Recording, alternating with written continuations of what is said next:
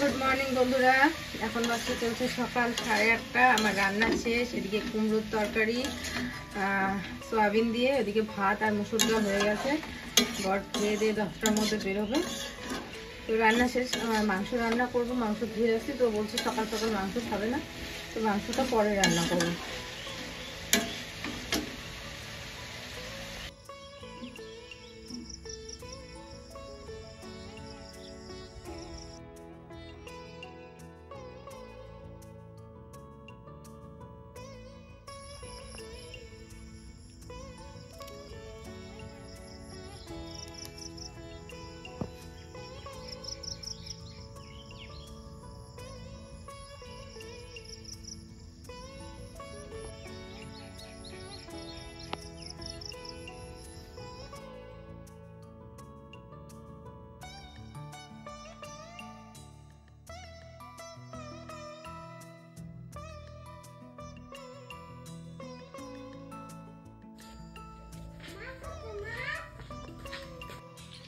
কোথা থেকে আসলা কোথা থেকে আসলা আমি হ্যাঁ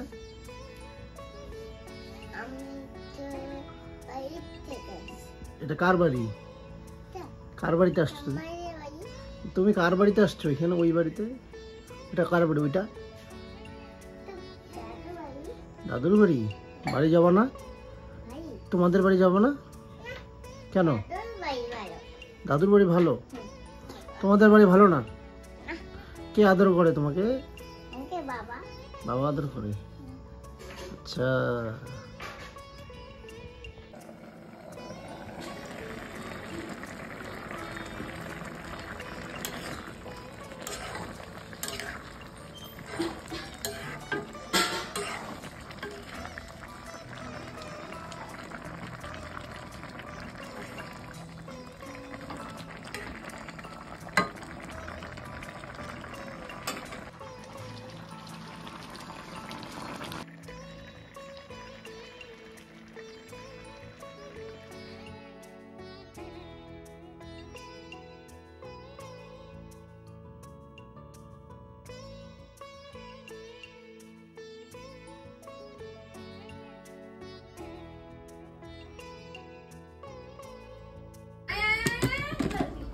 বন্ধুরা এদিকে আমি রান্না করছি আর সকালবেলা রান্না হতো তো সকালবেলা ভাত ডাল তারপর কুমড়োর তরকারি করলাম এখন মাংস বসিয়েছি মাংসটাও হাফ হয়ে গেছে তোমাদের দাদাভাই খেয়ে কাজে গেল আর পুচকুকেও সকাল সকাল ভাত খাইয়ে দিয়েছি আর যেহেতু মার সাথে ঘুরতে গেছিলো তো আস্তে আস্তে ওর মোটামুটি 8:30 বেজে গেছে তো এখন ভাবি যে 8:30টার দিকে যদি ওকে দুধ মুড়ি ঠুড়ি এগুলো খাওয়াই তারপরে না ভাত খাবে না তো সেই জন্য সকালবেলা ওকে একটুখানি ভাতই খাইয়ে দিয়েছি আর মা ওদিকে রুটি বানাইলো তো ওরা মা আর বাবা ওরা রুটি খেলো তো দেখি আমি হয় ছাতু যদি থাকে তো ছাতুই খাবো আর নাহলে সেন্টার আনতে সেন্টার আনছেন তো সেন্টার যদি আনে তাহলে সেন্টার খাবো আর তো এদিকে আমি আরও একটা টেনশনে আসি সত্যি কথা বলতে সকাল থেকে মোবাইলটাও কি ধরতে পারি না আমি এখনই মোবাইলটা পড়ে যেত দেখলেই তো সকাল থেকে সত্যি কথা বলতে একটা টেনশন আজ 2 দিন হলো তোমাদের দাদাভাইয়ের জ্বর লাগছিল সেদিনকার ভিডিওতে তোমরা দেখেইছো জ্বর লাগছে তো জ্বর লাগার পর থেকে দেখছি ওর মুখটা একটুখানি ফোলা ফোলা এই মুখের সাইডটা আর আমার কেন জানি না মনে হচ্ছে এই শরীরের এই জায়গাগুলো একটু ফোলা ফোলা তো কালকে আমাকে জিজ্ঞেস করতেছিল যে মুখটা ফোলা ফোলা লাগতেছে তো আমি বললাম যে অল্প অল্প অতটা বুঝতে পারতেছি না কিন্তু সকাল থেকে মুখটা একটু বেশি ফোলা ফোলা লাগতেছে তো তো আমি ওকে বললাম যে পেচ্ছাপ কি হলুদ হয় নাকি তো বলে কি না আসলে জন্ডিস হলে যেরকম আর কি ফোলা ফোলা তো বলেছে না পেচ্ছাপ তো নর্মালি হচ্ছে তো চোখগুলো ওর আমি দেখলাম যে না হলুদ না ঠিকই আছে শরীরটা আর কি টিপলাম, যেরকম জন্ডিস হলে আমার একবার জন্ডিস হয়েছিল, শরীর টিপলে মানে জল আসছিল তো শরীরের মধ্যে, টিপলে গর্ত হয়ে যেত। তো আমি বললাম যে না, গর্ত তো হচ্ছে না, ঠিকই আছে, কিন্তু মুখটা ফোলা ফোলা, শরীরটা নাকি একটু ড্যাম ড্যাম লাগতেছে। তো এদিকে টেনশন করতেছি কি জানি। তো পরেও আমাকে ফোন করে বললো যে কাকিমা জিজ্ঞেস করলো, তো বললো যে এটা জ্বরের থেকে হয়তো বা ফোলা ফোলা। আমি বললাম শরীরটা যদি বেশি খারাপ লাগে দুপুরবেলার দিকে চলে আসো।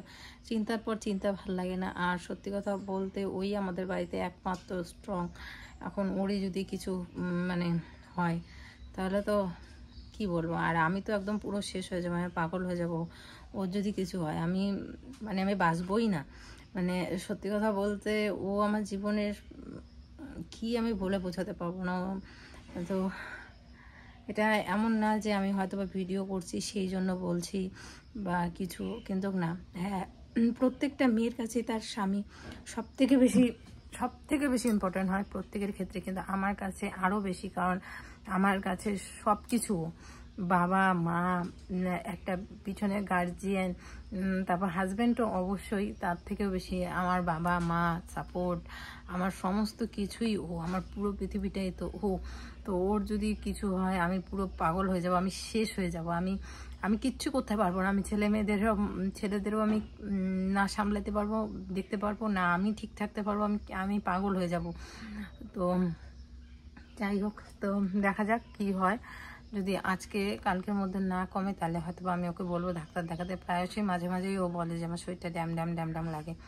তো দেখা যাক, যদি না কমে ফোলা ভাবটা বা কিছু, তাহলে আমার যে বড় জামাইবাবু আছে, মানে আমার জ্যাঠতো দিদির বড়, ও ডাক্তার সম্পর্কে না খুব ভালো নলেজ আর কি, খুব ভালো বোঝে কোন ডাক্তার দেখালে ভালো হবে না হবে। তোমাদের দাদাভাইও বোঝে, তানিশও বোঝে, কিন্তু ওই জামাইবাবু আর কি খুব ভালো বোঝে। তো দেখি আমি ওই জামাইবাবুকে ফোন করে শুনবো এখন, যে ভালো ডাক্তার যদি থাকে তাহলে ওকে বলবো দেখাতে। আর আমি যে ওর সাথে যাব সেটাও সম্ভব না, কারণ বুঝতেই তো পারো বাচ্চা নিয়ে। তো যদি আশেপাশেই আর কি ডাক্তারগুলো থাকে, যে মাথা ভাঙা যদি হয় তাও আমি ওকে জোর করে নিয়ে যাব, আর যদি ঘোষাডাঙ্গায় এখানে বসে তাও যাব, দেখা যাক কী হয়। তো চলো এদিকে রান্নাটা করে নিই শেষ, তারপরে বাকি কাজ করব। তো বন্ধুরা এদিকে বাড়ির পিছনে আসলাম একটা ভিডিও, স্পন্সরশিপের ভিডিও আপলোড করতে। তো এদিকে কিন্তু বৃষ্টি হোক যাই হোক, স্পন্সরশিপের ভিডিও আপলোড করতেই হবে, কারণ ওই ব্র্যান্ড এত চাপ দেয়, এক সময় এমনভাবে বলে যে এক্ষুনি দাও, তখন তোমার কী সিচুয়েশান থাক, কি সিচুয়েশান থাক বা কী থাক, ওরা দেখতে যাবে না। ওরা যখন বলবে যে এক্ষুনি দাও, যেরকম এখনই আমি জাস্ট একটুখানি খুব খিদে পেয়েছে, কাঁঠাল আর মুড়ি মাখলাম যে একটুখানি খাবো। তো এই সময় আর কি ব্র্যান্ডের সমস্ত ফোন তো ওর মোবাইলেই আসে, ওর সাথে কন্ট্যাক্ট হয়। তো ও ওইদিকে আমাকে ফোন করে বলতেছে যে ভিডিও চাচ্ছে। তো এখন কি করব, খাওয়া বাদ দিয়ে এদিকে চলে আসলাম পেছনে ভিডিও আপলোড করতে। এই মাত্র ভয়েস দিলাম, ভয়েস দিয়ে তাড়াতাড়ি করে আপলোডে বসালাম। এখন কতক্ষণে আপলোড হয় তাই দেখি, বেশিক্ষণ আবার সময়ও নেই, তাড়াতাড়ি করে আপলোড করে দিতে হবে আর কি। তো যাই হোক, এত কিছু করি, এত কিছু শুধুমাত্র কিসের জন্য করি বলো? এমন না যে আমার নিজের জন্য করি, এমন না যে আমি নিজের শখ পূরণের জন্য করি, বা ইউটিউবটা আমি আমার নিজের জন্য করি, যে আমার ইউটিউবের থেকে যা আর্নিং হবে বা ইউটিউব থেকে আমি যা পাবো সমস্ত কিছু শুধুমাত্র আমার, সেখান থেকে আমি 1 টাকাও সংসারের ক্ষেত্রে বা অন্য কোনো ক্ষেত্রে কিন্তু আমি খরচা করব না, এরকমটা আমি কিন্তু না। আমার ইউটিউব থেকে যা ইনকাম হয় বিন্দুমাত্র 1 টাকা আমি আমার নিজের জন্য, হ্যাঁ মাঝে মাঝে তো অবশ্যই করি, যেরকম হঠাৎ পার্লারে গেলাম বা একটা ড্রেস কিনলাম সেরকম করি, কিন্তু যে পুরো টাকা আমি করব না, সংসারের পিছনে পুরো টাকা শেষ হয়ে যায়।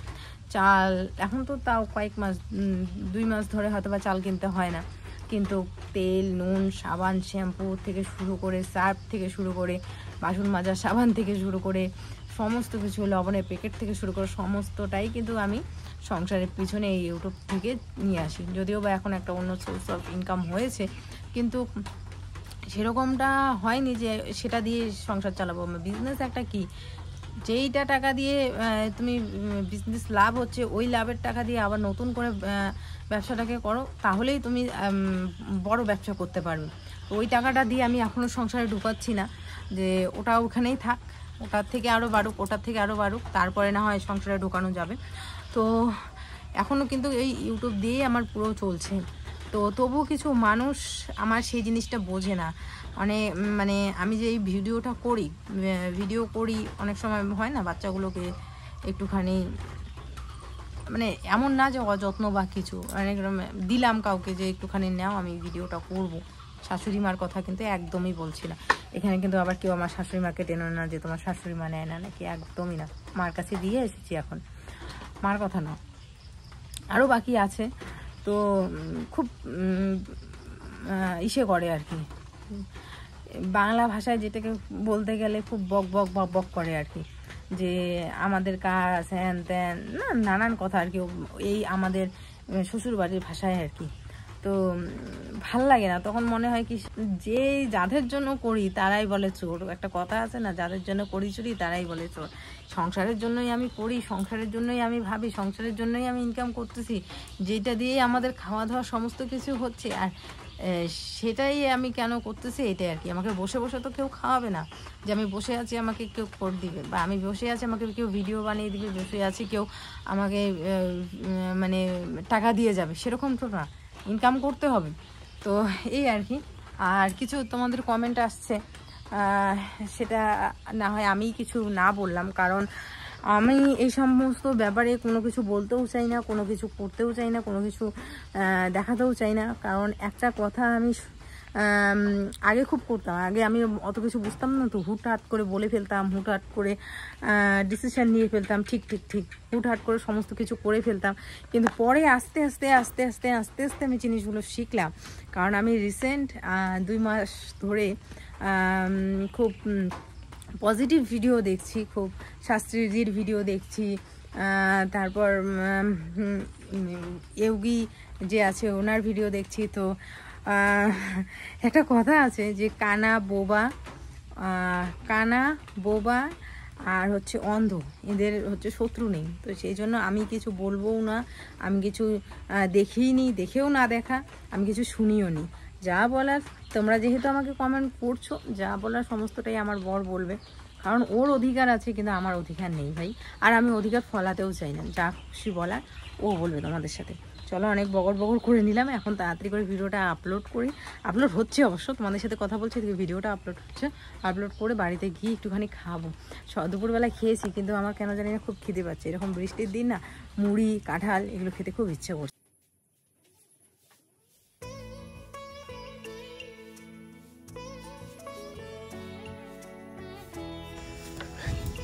হ্যালো বন্ধুরা, যাই হোক আমি ভয়েসটা দিচ্ছি কারণ মিতু ওইদিকে বাড়ির কাজে খুবই ব্যস্ত।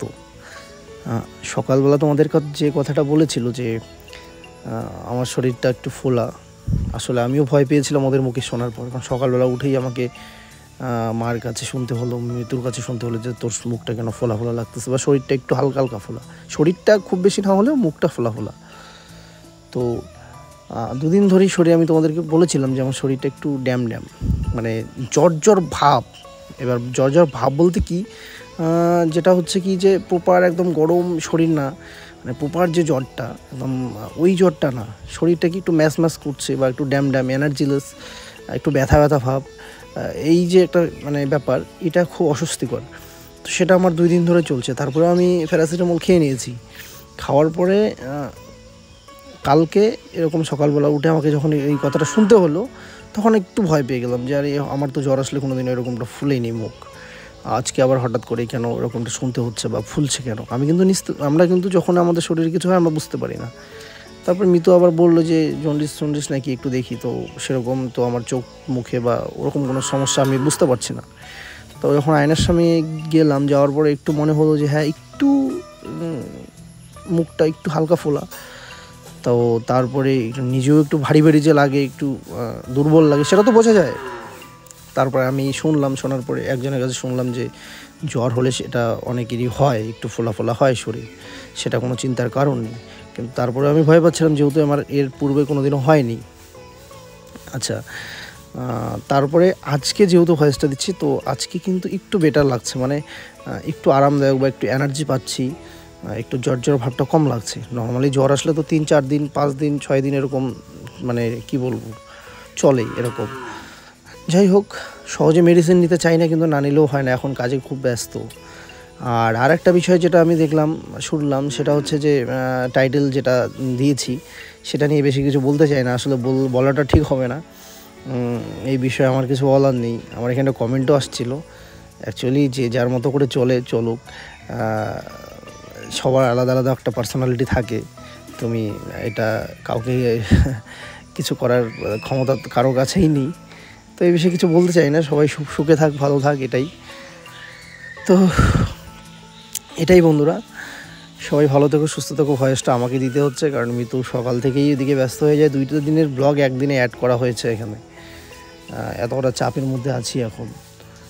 তো চলো দেখতে থাকো।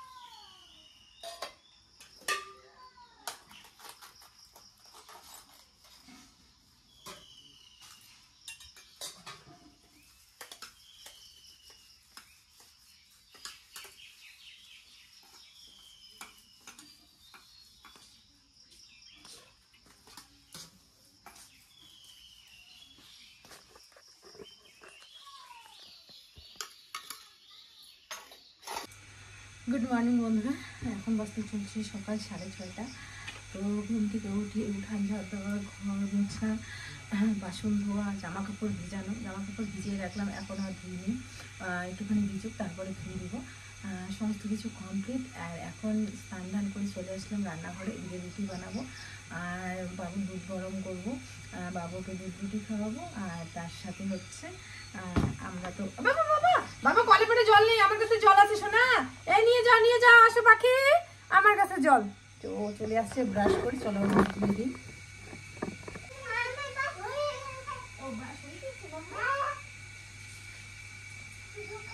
না ফুট করো না, আবার